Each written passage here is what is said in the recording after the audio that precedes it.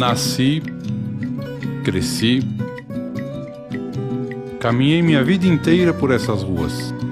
Já não vejo mais as flores que tanto me inspiravam. A Lapa em que eu vivi sempre foi uma cidade grande com alma de interior. Virei nome de praça sem saber. Parte dessa homenagem devo dividir com aqueles que cresceram ao meu lado, minha família, amigos que fiz nos anos de trabalho como bancário, na luta por melhores condições para a comunidade. Nunca fui um artista, muito menos escritor. Pouco antes de minha partida, deixei no papel 2 desejos. Um em palavras, só meus filhos poderiam realizar. O outro se tornou o símbolo do bairro, a bandeira da Lapa.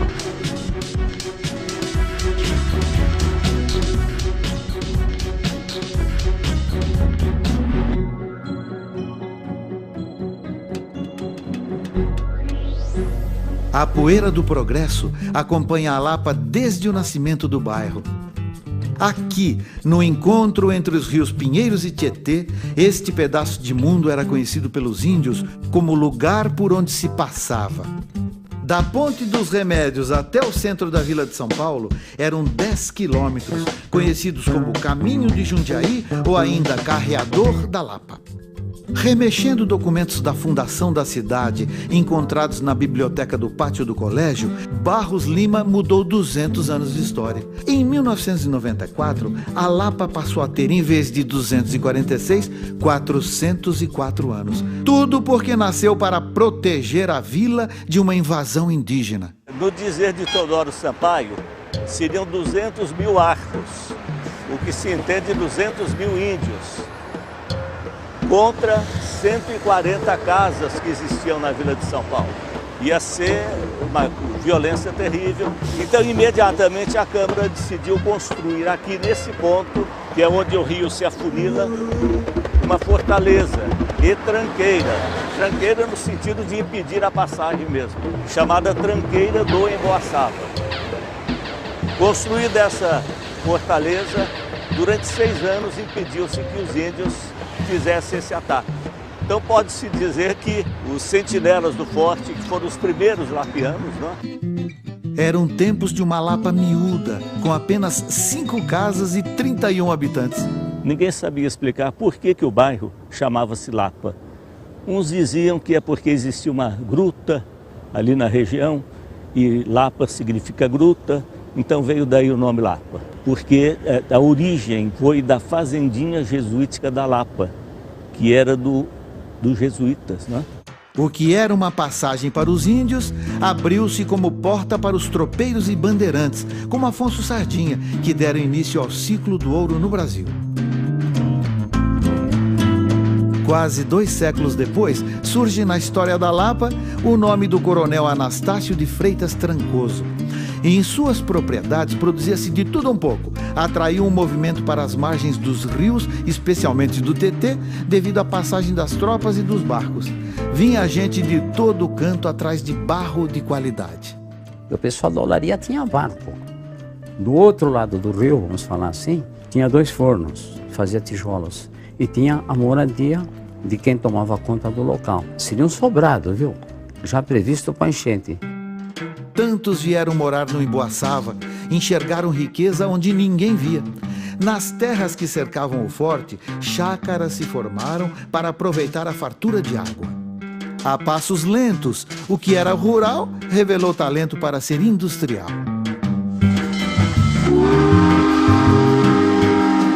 Era o apogeu da economia cafeeira. Movida pela velocidade do progresso, em 1867, os ingleses da SPR inauguram a Estrada de Ferro Santos Jundiaí, que cortou a cidade com trilhos e pressa para escoar o café. Dividiu também o bairro em 2 lapas. Surge o Gran-Burgo da Lapa, um loteamento feito em 1891 por Braulio Urioste, irmãos Fauski e Serafim Corso. Que a parte mais antiga da Lapa, a mais tradicional, ficou conhecida como Lapa de Baixo e ficou cerceada do resto da Lapa, que compreende toda essa região, Vila Borghesa, Vila Leopoldina, Vila Anastácio. Era uma miscigenação, porque, voltando para trás, que as oficinas saíram da Estação da Luz e vieram para lá para de baixo, criou-se um núcleo praticamente ferroviário lá para de baixo. Aí começou a vir umas indústrias, inclusive a indústria SGAI, especializada em aparelhos odontológicos. O próprio Martins Ferreira fazia produtos de higiene, bacias, urinói, fábrica de enxada Tupi, que fazia enxadas, a indústria de bordados Lapa e as olarias. As empresas que se instalaram próximas à margem do rio aprenderam cedo que era a chuva que comandava o serviço. Começava a coisa para fim de dezembro, chovia e enchendo de água, viu? Na época que já estava indo embora a enchente, nós íamos abrindo valeta para escoar água, para pegar os peixes que ficavam encalhados lá. Os antepassados de seu Décio enxergaram futuro aqui. Atraídos pela ferrovia, os avós portugueses e italianos fizeram da Lapa morada. Mal sabiam que criavam um vínculo que atravessa gerações. O primeiro presente que eu ganhei foi uma composição a corda.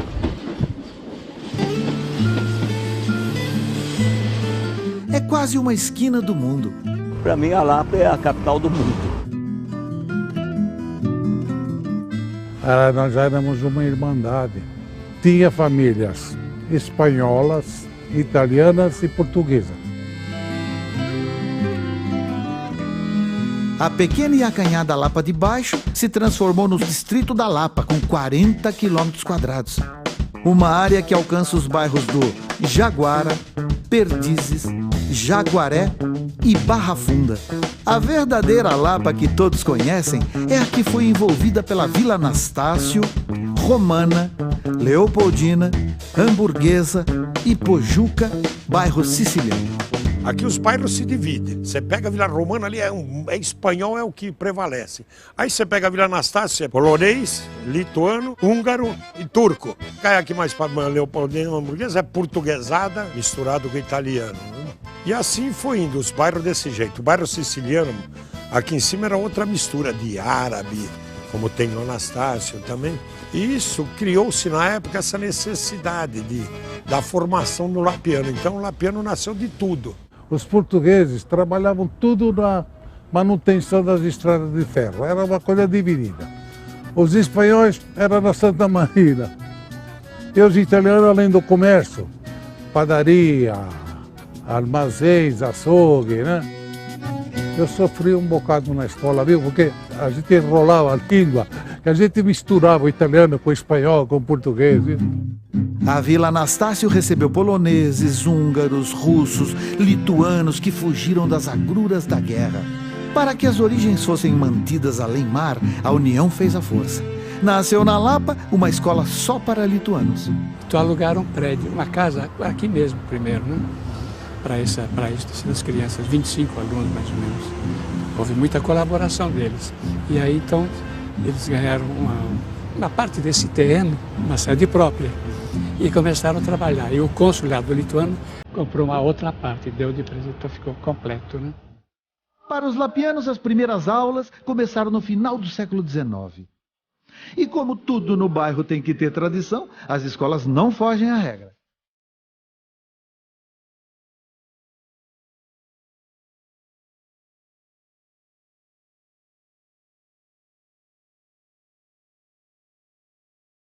Era uma torre de Babel habitada por gente disposta a abraçar o novo. Os imigrantes fizeram uma revolução na arte de consumir. Teve uma cooperativa internacional de consumo. Foi uma das primeiras cooperativas do Brasil. Essa cooperativa funcionou durante muitos anos porque as indústrias aqui eram indústrias de grande peso, né?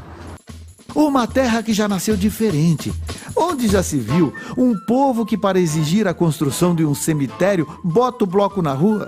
Em 1916, na gripe espanhola, havia necessidade de ter um cemitério próximo, que morria tanta gente, e a região aqui não tinha, a não ser no Araçá, e os lapianos iam para o lado da freguesia.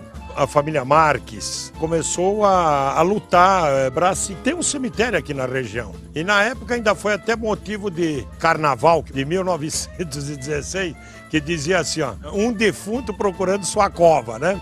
Tá lá a foto e os lapianos que desfilou aquele ano, né? No cemitério da Lapa estão lapianos ilustres.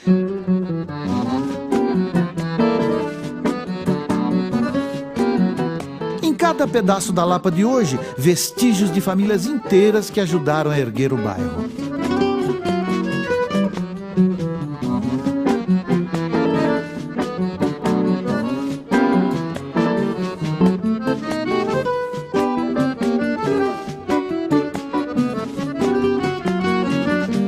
De pioneiros a bandeirantes.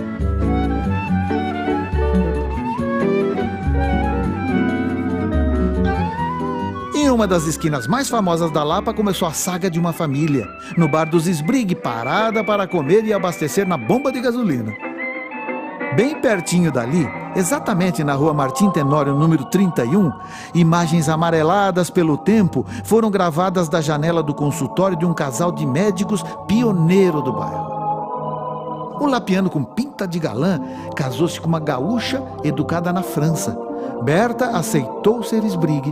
Além do amor, uniram-se pela medicina. Nós éramos tudo, clínico geral e pequena cirurgia. Nós fomos nos especializar em 50, 52 como ginecologista e obstetra, os dois. Né? No registro raro, bondes e o glamour da época. O primeiro bonde, por exemplo, que circulou, veio para Lapa. Esse vinha da cidade, esse primeiro. Depois nós tínhamos um que vinha da cidade até o centro da Lapa e outro que chamava-se bonde Anastácio, que vinha do centro da Lapa até em frente ao frigorífico Armour. Ele atravessava por uma ponte de madeira, atravessava o rio Tietê. O bonde era 200 reais. Eu tinha um bonde com um vagãozinho atrás, chamava cara dura, era um tostão, 100 reais. De manhã o bonde parava, ela dava café com leite pro motorista. Ele conhecia as pessoas que iam. E se a pessoa estava atrasada, em geral ele esperava um pouco. Os anos passaram e o costume continua o mesmo. O pessoal aqui dessa linha é o pessoal mais antigo, né? A gente conhece todo mundo conhece a gente. A linha que cruza até o Alto da Lapa transporta pessoas a um bairro que nasceu com cara e nome de cidade, City Lapa. Quando a City fez o loteamento, ela fez 2 loteamentos no mesmo padrão, um ligado ao outro, que era o Alto da Lapa e a Bela Aliança. Posteriormente, chamam aqui de City Lapa. Foram todos loteamentos da década de 20. Eu acho até que a companhia City escolheu esta região porque os ingleses estavam investindo muito aqui no Brasil. A São Paulo Railway tinha os seus escritórios centrais aqui na Lapa. É até interessante, porque os tijolos vieram de Londres. Toda manhã nós tínhamos as cabras que vinham e paravam em frente das casas. Eu fui criada a leite de cabra. A família de seu Romanas e Dona Lia vieram do leste europeu buscar a paz no Brasil e encontraram na Lapa. O lapiano é muito assim, amizade. É muito de conversar, sorridente, é diferente de bairros por aí que o indivíduo se cumprimenta, ele nem olha, né?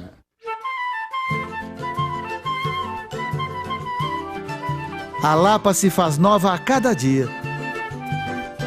Cultiva a religiosidade ao mesmo tempo em que alimenta o progresso.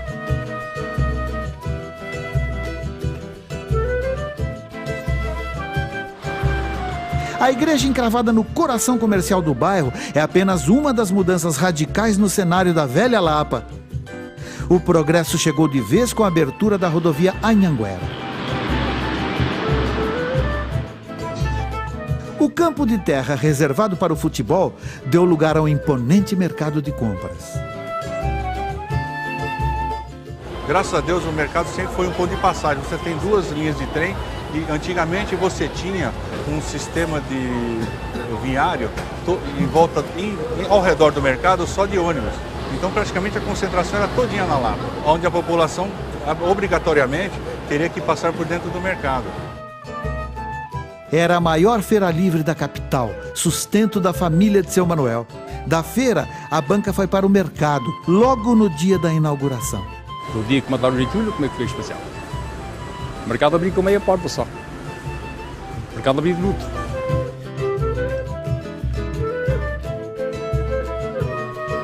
Eu guardo muitas coisas, muita lembrança de criança, né? Eu brincava de carrinho aqui, eu brincava de boneca aqui. E aqui era a minha casa. Eu vinha de manhã com a minha mãe à noite me levava embora para casa. Em volta do mercado, ruas agitadas, pressa e o sabor do cachorro-quente do seu Ângelo, que já rodou o mundo. Eu comecei dia 15 de outubro de 63. Foi ganhando a freguesia, foi pegando aquela fama, pegando a amizade com todo mundo.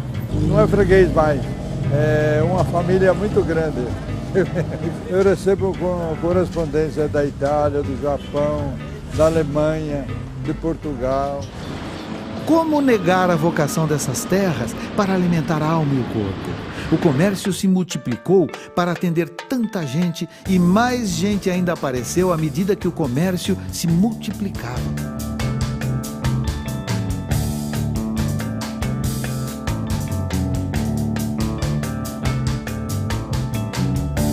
Casas com jardins não poderiam sozinhas abrigar um batalhão de famílias. Surgiram os prédios. Nós não somos contra o crescimento, nós não somos contra você ter, inclusive, prédios, mas que isso seja feito com respeito ao ambiente, com respeito à vizinhança e com respeito à qualidade de vida dos moradores. Morar para os lapianos nunca foi residir, é viver. Aqui no Mar de São Paulo, moro na Lapa. É uma terra abençoada por Deus aqui, esse pedaço. Eu acho que é por Deus aqui, eu vi nascer essa parte aqui, né?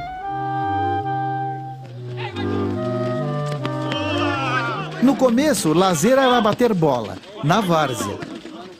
Aqui nós tínhamos campos de todo lado, onde é o Ceasa, pelo menos, tínhamos 10 campos de futebol. Na Lapa mesmo, Lapianinho, União Alto da Lapa, Domingos Sávio, você tinha o Botafogo da Leopoldina, João Tibiriçário, União Recreativa Bela Aliança, fundada em 1928, 11 de maio, fundada em 1947. Na história do Corinthians, eles narram que em 1910 o primeiro jogo do Corinthians foi feito aqui, com União Lapa, que depois virou Lapianinho, né? E ainda o comentário que está no Museu do Corinthians diz assim, o Corinthians entrou com 11 jogadores e saíram com 11 heróis porque perderam só de 1-0. Meu pai falou que esse Lapianinho tinha um timaço. Ele era o ícone da época, chegou até a frequentar o profissionalismo. Primeiro campo iluminado, antes de ir do Pacaembu, que no Pacaembu foi no fim dos anos 40, foi o campo do Lapianinho, que era onde é o atual Mercado da Lapa. Depois da pelada, a Lapa se deixava levar nos braços da boemia. E naquele tempo não tinha problema de vir tarde da noite. Meu pai dormia com a porta aberta. Primeiro foi o pavilhão Recreio lá na Lapa de Baixo, que está em ruínas. Ele foi fundado, se não me engano, em 1902. Mas nessa altura, ele era um ponto de encontro, ele não era um cinema ainda. Ele era um teatro. Padaria Cristal na esquina da Cincinnati. Chiquérrimo, aquilo lá era Europa. Era Europa, perfeito. Do outro lado tinha o Bar Medalha. Era tão famosa aquela sorveteria que o pessoal vinha da cidade tomar espumone, sabe? Aqueles tipos de sorvetes sofisticados mesmo, sabe? Os pés que desfilavam pelo centro da Lapa também rodopiavam ao som das valsas da União Fraterna.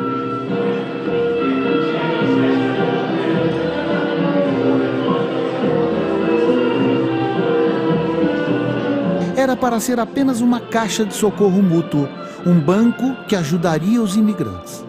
Então essas pessoas se reuniram para formar a sociedade de mútuo socorro, sabe?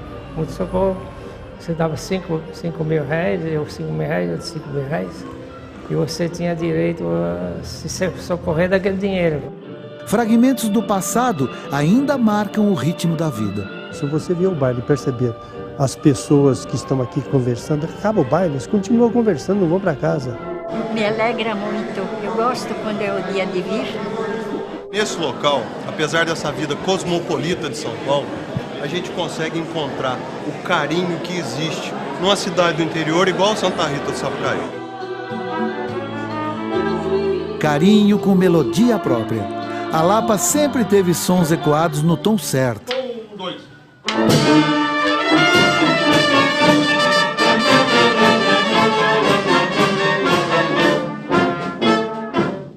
A banda operária dava o tom das festas paulistanas. No passar dos anos, só o nome mudou. A Corporação Musical Lira da Lapa foi rebatizada Corporação Musical Operária da Lapa por causa da ferrovia. Com a proclamação da República em 1889, novo nome, Banda 15 de Novembro da Lapa, e novos problemas. A primeira apresentação que a banda fez com esse nome, 15 de Novembro, diz a história que a banda acabou encontrando com alguns monarquistas, quebrou o maior pau por causa disso daí. Como o povo da Lapa gostava da banda, e os funcionários começaram a trabalhar lá na Estrada de Ferro, então operários da Estrada de Ferro, a banda passou a ser Corporação Musical Operária da Lapa, e o nome conserva até hoje. A sede da banda é a mesma, foi doada por seu Nicola Festa. Quem precisava, ele sempre estava ajudando, sempre de portas abertas, acolhia todo mundo na casa dele, ajudava financeiramente. Ele era assim, dessa forma. Gostava muito de passear com a banda na Lapa. Seu Nicola organizava festas religiosas, cultuava o gosto pelas belas canções. E se surgisse o dedilhado no acordeon, melhor ainda.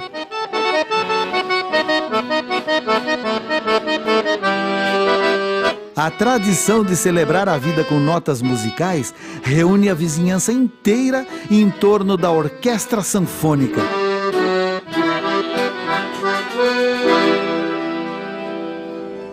Clássicos do cancioneiro popular abrem o repertório do grupo criado em 1947. Dona Elvira botou a orquestra no mundo para a filha Renata cuidar. E daí ela montou a escola na Barão de Jundiaí, que tinha um conservatório musical da Lapa, né? Nós chegamos a ter 110 acordeonistas. Moças elegantes, com a sanfona a tiracolo, levavam o nome da Lapa São Paulo afora. O avô tinha o primeiro posto de gasolina. Ele era chamado Rei do Carnaval. O carnaval aqui na Lapa era famoso, né? Muito bom. Os cinemas davam baile, né? A Lapa é que levantou o carnaval de rua, né? O desfile mesmo era na rua 12 de outubro. Saíam da Lapa de baixo, subiam. Daqui é que foram para Tiradentes. O pessoal antigo sabe disso, saiu da Lapa, viu? O ritmo da Lapa é o ritmo das Américas. Cada nota é dedicada a celebrar a harmonia de um amor em letra e música. Eu sou a Lapa de Encantos Mil. Honro São Paulo, honro o Brasil. Ontem fui grande, hoje maior. E no futuro ainda melhor. A Lapa tem hino, obra composta pela poetisa Adélia Ferreira. Em cada esquina há uma fascinante sinfonia, é só apurar os ouvidos. O vai e vem dos trens, a valsa das orquestras, o esquentar dos tamborins. Qual será o som da Lapa? São todos.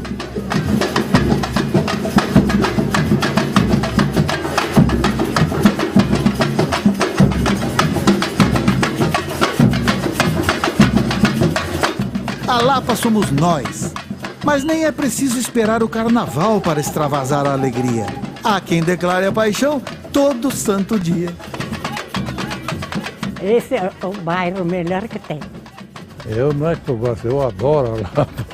É um lugar onde eu desfruto as minhas amizades, os meus prazeres, os meus amores. Eles são bairristas e apaixonados. Nós se unimos e fica assim até uma grande família, né? Uma família que não dá para viver sem. E ninguém pode falar mal da Lapa porque eu vou ficar bravo. É o retrato da tradicional família lapiana, apaixonada pela própria história, pelo prazer de estar em família. Nós estamos todos juntos nesses anos todos. É assim um domingo sim, o outro também. Fartura na mesa que alimenta gerações da família Gonçalves. Um século de Lapa. A nossa vida foi toda aqui, né? Fomos batizadas, crismadas, casamos aqui, né? Há para nós uma felicidade muito grande em ver a Lapa do jeito que está hoje. Prosperou muito e vamos morrer aqui. Esse também foi o desejo de seu Osmar quando deixou escrito para a família seu último pedido. Assim que partir desse mundo, dali poucas horas, meu corpo também tem que estar liberado. Não para uma gaveta escura, apertada e incômoda, mas sim em forma de cinzas, se espalhar com o vento pelas ruas do meu bairro, onde nasci e onde vivi, e o qual muito amei. Lapa, quero ser cremado. Ao sabor da brisa se espalharam as cinzas de seu Osmar. Cinzas eternas misturadas à poeira de um bairro que se tornou grande sem abandonar a poesia de ser pequeno.